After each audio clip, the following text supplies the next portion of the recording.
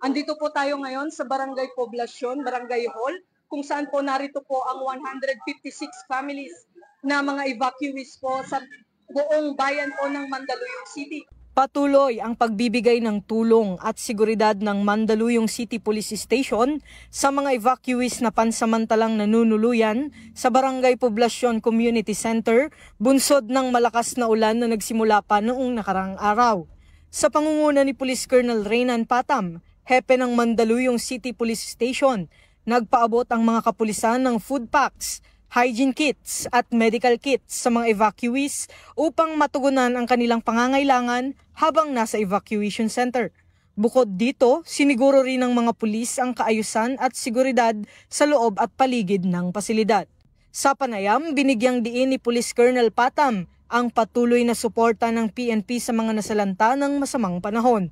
Ang efforts ng kapulisan ng Mandaluyong ay nakipag-coordinate sa mga barangay para masigurado na magiging ligtas yung ating mga mamamayan. At kasabay nito, nag-conduct din kami ng mga inspection sa mga kilalang lugar kung saan nagkakaroon ng mga pagbaha. Ngayon, ang ginagawa ng ating kapulisan ay nag-repack ng mga pang-relief goods at tumutulong na rin sa pagluluto.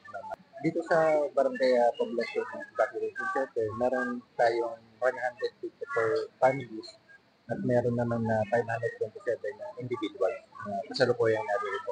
Ilang evacuees rin ang nagpaabot ng pasasalamat sa PNP.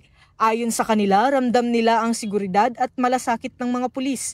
Kaya't kahit malayo sa kanilang tahanan ay panatag ang kanilang kalooban. Laking tulong na rin sa amin yun kasi para yung ibang staff natin sa barangay, hindi sila masyado meron. Safe naman po yung pagbabantay nila sa amin dito at saka maayos naman. Nagpapasalamat po kami sa PNP kasi po ina-assist po nila kami kapag kami mga kaunting problema. Salamat din po sa food na binigay nila. Nagpahayag rin ng pasasalamat ang barangay secretary ng naturang lugar sa mga kapulisan. Sobrang nakakatuwa kasi nakakagulat na ang dami pong pulis.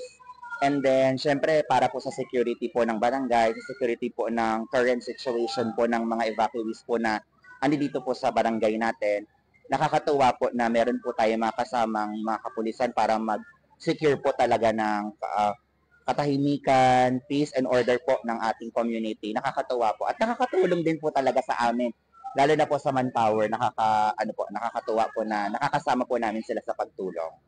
Ang patuloy na presensya ng Mandaluyong City Police Station sa gitna ng sakuna ay patunay ng kanilang dedikasyon sa serbisyong tunay at makatao.